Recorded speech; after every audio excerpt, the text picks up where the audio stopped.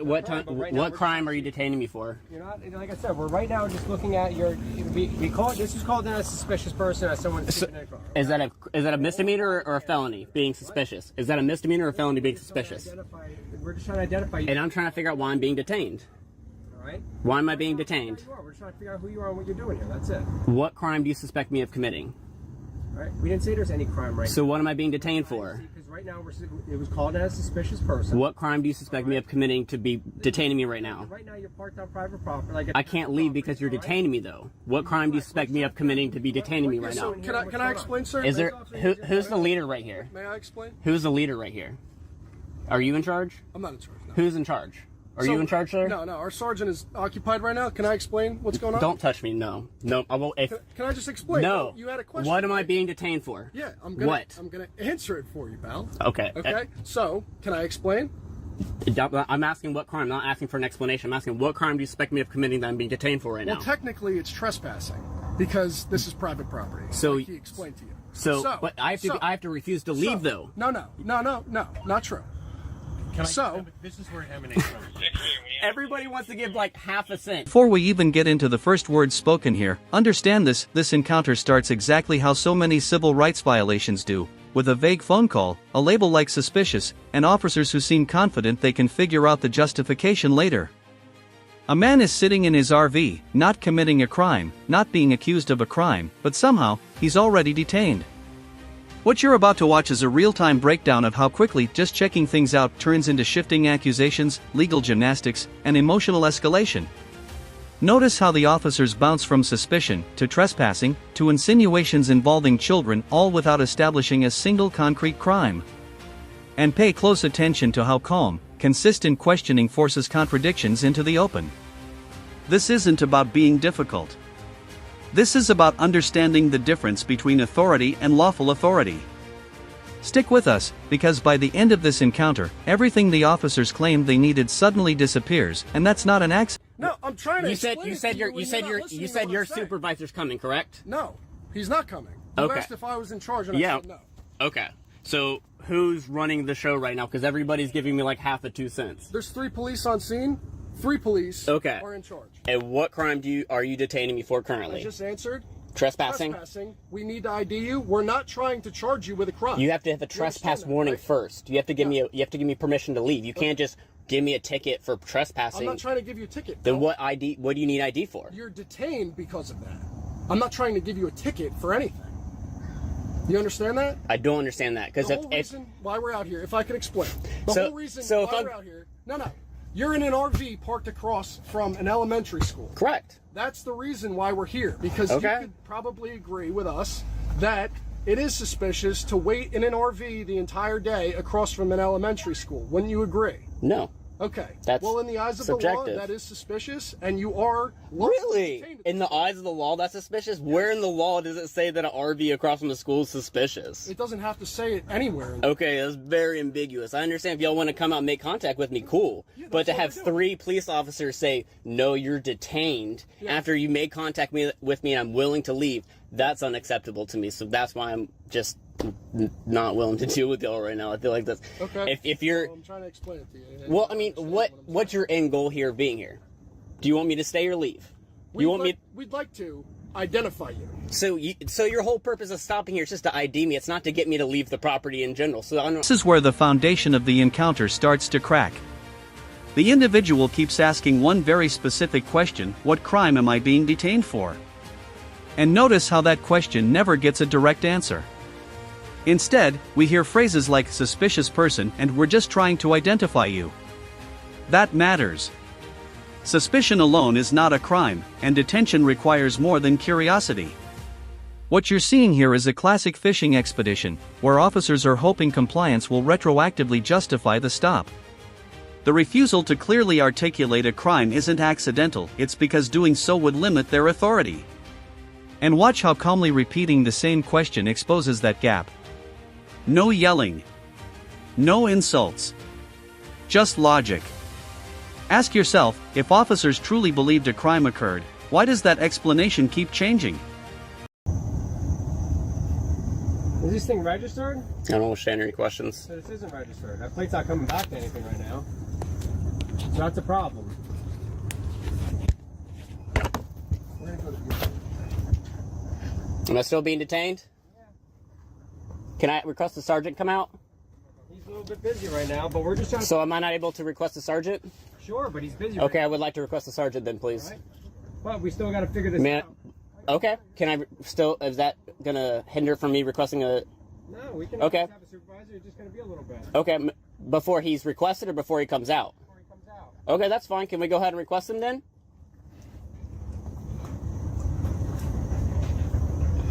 Or do you not want to do that? Because now you're just walking away when I'm asking for a supervisor to come out. Y'all want to act like, oh, I'm just having a conversation with you. When it comes time to me asking something specific, y'all want to walk off and do whatever. Are you curious where our sergeant is right now? No, I'm curious why I cannot ask for a sergeant to come out. You could. He's on a medical call, which takes priority over your request. It takes my request, my rights. I'm just asking to... Y'all are crazy. No, like okay, you could ask and we could say no. Okay, then say no. He's saying yes, but then walking away. Yeah, well, he's on So that's why my response is like, how are you going to say yes and walk away? And then you get all defensive. He's on a medical call. If he would have said that, cool. But he didn't say that. I'm not defensive about anything. Well, y'all are detaining me, so you're very defensive. I'm not. I'm doing my job. You're not doing, in my opinion, you're not doing, yeah. You can have any opinion you want. Yeah, At okay. the end of the day, we are doing our job. Okay. Well, you're still talking about me about whatever. Here comes the pivot: trespassing. This is a common fallback when suspicion alone doesn't hold up. But listen carefully, trespassing requires notice, warning, or refusal to leave. And moments earlier, the man made it clear he was willing to leave. That's a problem for the officer's narrative. Suddenly, they're detaining him to identify him, but also claiming they're not charging him. That contradiction is important. If no crime is being charged and no warning has been issued, then the legal basis for detention collapses. What makes this exchange powerful is that the man doesn't argue emotionally, he points out procedural facts. He's not refusing to cooperate out of spite, he's refusing because the law doesn't require it. And every attempt to talk around that reality only digs the hole deeper. Whatever opinion you want, that's fine. What do you do for a living? Are you in law enforcement? I do not wish to answer any questions, and at this time I'm going to remain silent. That's fine. You have somewhere to be? Again, I wish to remain silent at this point. I'm not... Okay. No, because what I'm saying to you is, like, we could totally get you on your way if you could just provide us your information. You'd be on your way in 2 minutes. That's the only missing piece. I don't believe I've committed any crime to be warranting me to ID myself. I feel like criminals have to ID themselves. I haven't done anything wrong. Sure. If you have nothing to hide, then there's nothing wrong with you providing your information. If you don't have any law to state that I have to provide ID, then you have no right to ID me. I just explained it to you. Well, I disagreed with you, so we're waiting for a sergeant to come, I guess, after his medical call. We're not obligated to have a sergeant respond here at all. Okay, and I'm understand? obligated to answer any of your questions. This is where emotion enters the chat. The moment the elementary school is mentioned, the tone shifts, and intentionally so. Fear is a powerful tool, and invoking children immediately reframes the situation in the audience's mind. But notice what's missing: evidence. There's no allegation of conduct, no report of interaction, no observation of wrongdoing, just proximity. And proximity alone is not illegal.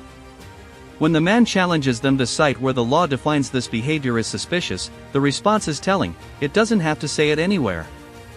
That statement should stop anyone cold. Law enforcement authority comes from written law, not feelings or assumptions.